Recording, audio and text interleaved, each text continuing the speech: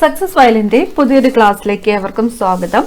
നമ്മളിപ്പോൾ ഇന്നത്തെ ക്ലാസ്സിൽ നോക്കാൻ പോകുന്നത് സയൻസിൽ നിന്നുമുള്ള കുറച്ച് പ്രധാനപ്പെട്ട ചോദ്യങ്ങളാണ്. അപ്പോൾ ഇതൊരു മോക്ക് ടെസ്റ്റ് പോലെ തന്നെ ചെയ്യാൻ ശ്രമിക്കുക.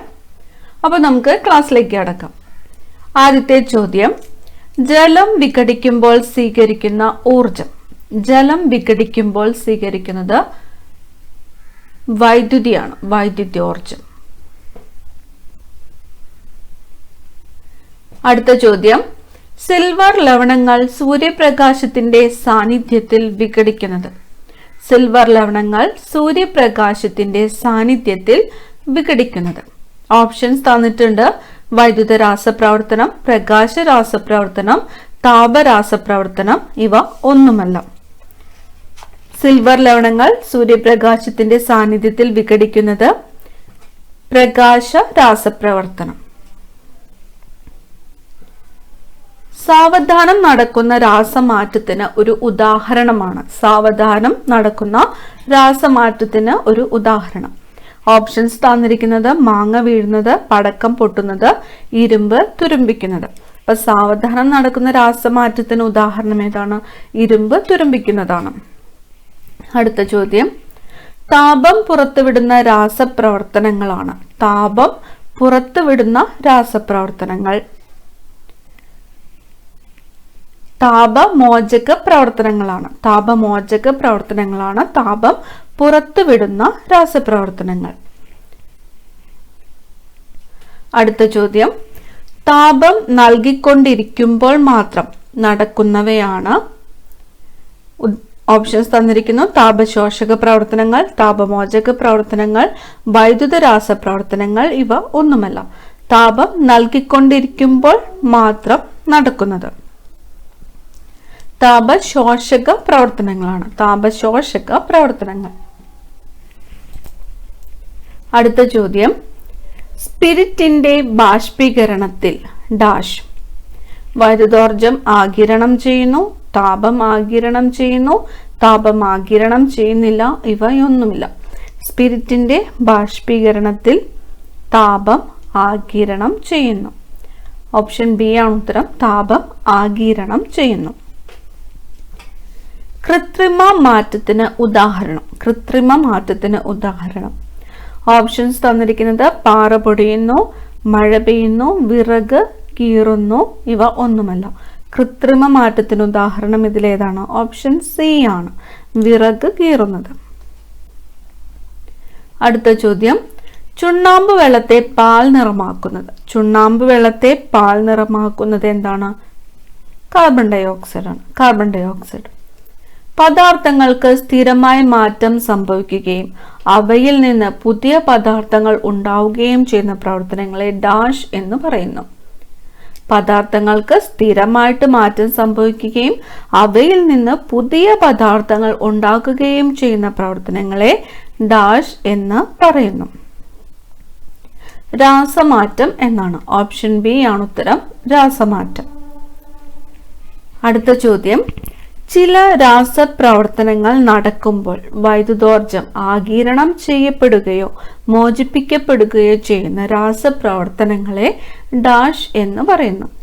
ചില രാസപ്രവർത്തനങ്ങൾ നടക്കുമ്പോൾ വൈദ്യുതോർജം ആഗിരണം ചെയ്യപ്പെടുകയോ മോചിപ്പിക്കപ്പെടുകയോ ചെയ്യുന്ന രാസപ്രവർത്തനങ്ങളെ ഡാഷ് എന്ന് പറയുന്നു. ഓപ്ഷൻ ബി ആണ് ഉത്തരം. വൈദ്യുത രാസപ്രവർത്തനം.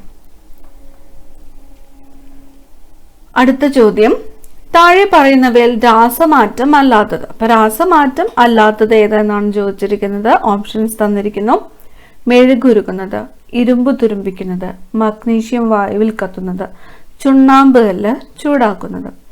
ഇതില് രാസമാറ്റം അല്ലാത്തത് ഏതാണ്? മെഴുകുരുക്കുന്നതാണ് രാസമാറ്റം അല്ലാത്തത്. രാസപ്രവർത്തനങ്ങളിൽ ഏർപ്പെടുന്ന പദാർത്ഥങ്ങളെ ഡാഷ് എന്ന് വിളിക്കുന്നു. രാസപ്രവർത്തനങ്ങളിൽ ഏർപ്പെടുന്ന പദാർത്ഥങ്ങൾ അഭികാരകങ്ങളാണ്. അഭികാരകങ്ങൾ എന്ന് വിളിക്കുന്നു. അടുത്ത ചോദ്യം, ഡാഷിന്റെ പരിഷ്കരിച്ച രൂപമാണ് ഡ്രൈ സെൽ. ഡ്രൈ സെൽ എന്നത് എന്തിന്റെ പരിഷ്കരിച്ച രൂപമാണ്? Dry cell. Leclanche cell. Leclanche സെല്ലിന്റെ പരിഷ്കരിച്ച രൂപമാണ് ഡ്രൈ സെൽ എന്നത്. അടുത്ത ചോദ്യം, ഡാഷിന്റെ പരിഷ്കരിച്ച രൂപമാണ് മെർക്കുറി സെൽ. മെർക്കുറി സെൽ എന്നത് എന്തിന്റെ പരിഷ്കരിച്ച രൂപമാണ്? ഡ്രൈ സെല്ലിന്റെ പരിഷ്കരിച്ച രൂപമാണ് മെർക്കുറി സെൽ. മഗ്നീഷ്യം റിബൺ കത്തിച്ചാൽ ലഭിക്കുന്നത്. മഗ്നീഷ്യം റിബൺ കത്തിച്ചാൽ ലഭിക്കുന്നത് എന്താണ്? മഗ്നീഷ്യം ഓക്സൈഡ് ആണ്. മഗ്നീഷ്യം റിബൺ കത്തിച്ചാൽ ലഭിക്കുന്നത് മഗ്നീഷ്യം ഓക്സൈഡ്. നേർപ്പിച്ച സൾഫ്യൂരിക് ആസിഡിൽ സിങ്ക് തരികൾ ഇട്ടാൽ പുറത്തു വരുന്ന വാതകം. നേർപ്പിച്ച സൾഫ്യൂരിക് ആസിഡില് സിങ്ക് തരികൾ ഇട്ടാൽ പുറത്തു വരുന്ന വാതകം ഏതാണ്? ഹൈഡ്രജൻ ആണ്. ഓപ്ഷൻ സി ആണ് ഉത്തരം, ഹൈഡ്രജൻ. രാസപ്രവർത്തന വേഗതയെ സ്വാധീനിക്കാത്ത ഘടകങ്ങൾ. രാസപ്രവർത്തന വേഗതയെ സ്വാധീനിക്കാത്ത ഘടകങ്ങൾ ഘടകം. ഓപ്ഷൻ ഡി ആണ് ഉത്തരം, പ്രകാശം. പഞ്ചസാരയും ചുണ്ണാമ്പും ചേർത്ത് തിരുമ്മിയാൽ പുറത്തു വരുന്ന ഊർജം. പഞ്ചസാരയും ചുണ്ണാമ്പും ചേർത്ത് തിരുമ്മിയാൽ പുറത്തു വരുന്ന ഊർജം താപോർജമാണ്. ഓപ്ഷൻ ബി ആണ് ഉത്തരം, താപോർജം. ഊർജം ആഗിരണം ചെയ്യപ്പെടുന്ന രാസപ്രവർത്തനം. ഊർജം ആഗിരണം ചെയ്യപ്പെടുന്ന രാസപ്രവർത്തനം.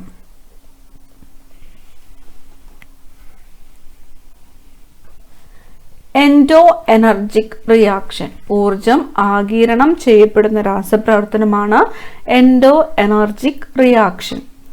പ്രകാശ സംശ്ലേഷണം ഒരു ഡാഷ് പ്രവർത്തനമാണ്. പ്രകാശ സംശ്ലേഷണം എന്നത് ഒരു ഡാഷ് പ്രവർത്തനമാണ്.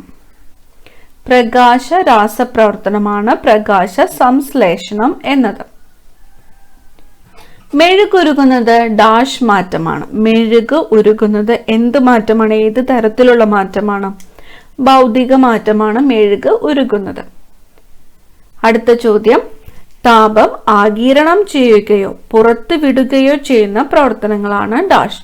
താപം ആഗിരണം ചെയ്യുകയോ പുറത്തു വിടുകയോ ചെയ്യുന്ന പ്രവർത്തനങ്ങൾ.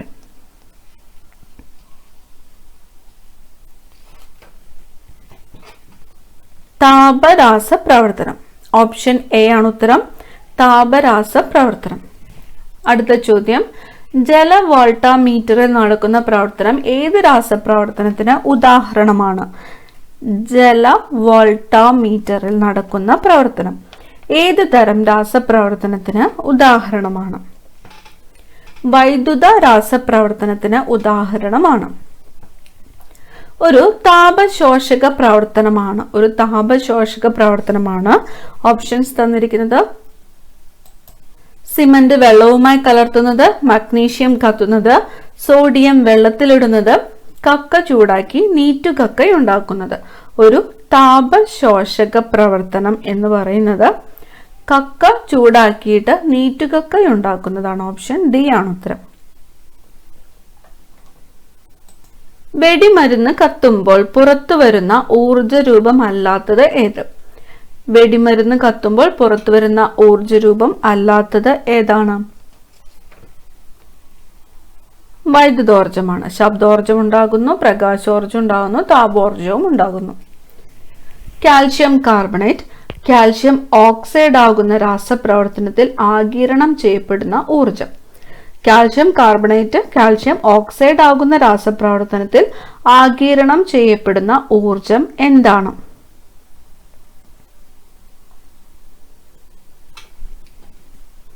താപമാണ്. താപോർജം. ഡ്രൈ സെൽ ഉൽപ്പാദിപ്പിക്കുന്ന വൈദ്യുതിയുടെ അളവ്.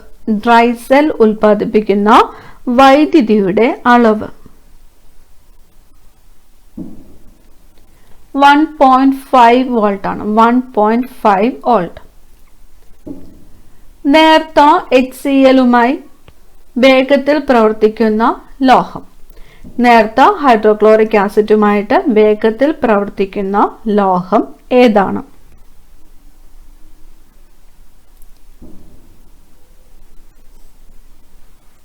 മഗ്നീഷ്യമാണ്. മഗ്നീഷ്യം.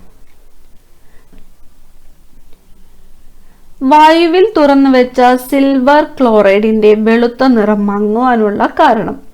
വായുവിൽ തുറന്നു വെച്ച സിൽവർ ക്ലോറൈഡിന്റെ വെളുത്ത നിറം മങ്ങുവാനുള്ള കാരണം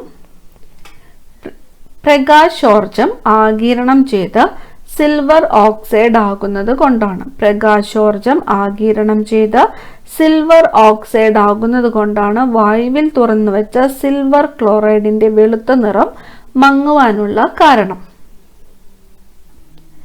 ഇടിമിന്നൽ ഉണ്ടാക്കുമ്പോൾ നൈട്രജനും ഓക്സിജനുമായി ചേർന്ന് നൈട്രിക് ഓക്സൈഡ് ഉണ്ടാകുന്നത്. ഇടിമിന്നൽ ഉണ്ടാകുമ്പോൾ നൈട്രജനും ഓക്സിജനുമായി ചേർന്ന് നൈട്രിക് ഓക്സൈഡ് ഉണ്ടാകുന്നത്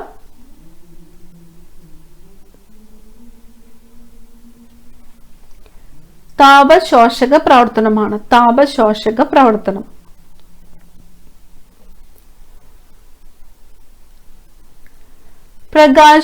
പ്രകാശരാസപ്രവർത്തനത്തിന് ഉദാഹരണം അല്ലാത്തത് ഏത്? പ്രകാശ രാസപ്രവർത്തനത്തിന് ഉദാഹരണം അല്ലാത്തത്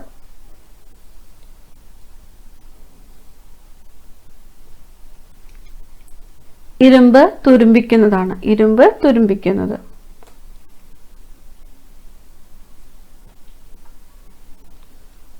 താപമോചക പ്രവർത്തനത്തിന്റെ പ്രത്യേകത അല്ലാത്തത്. താപമോചക പ്രവർത്തനത്തിന്റെ പ്രത്യേകത അല്ലാത്തത്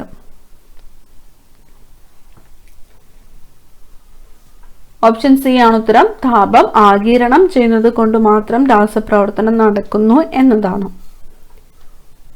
സാവധാനം നടക്കുന്ന രാസമാറ്റത്തിന് ഒരു ഉദാഹരണം ഇരുമ്പ് തുരുമ്പിക്കുന്നു.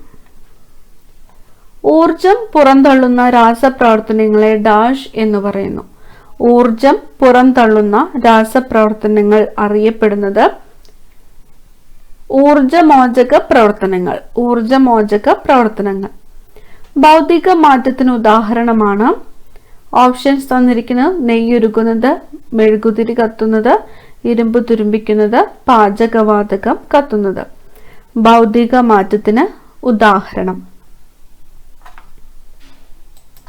ഓപ്ഷൻ എ ആണ് ഉത്തരം. നെയ്യുരുകുന്നത്.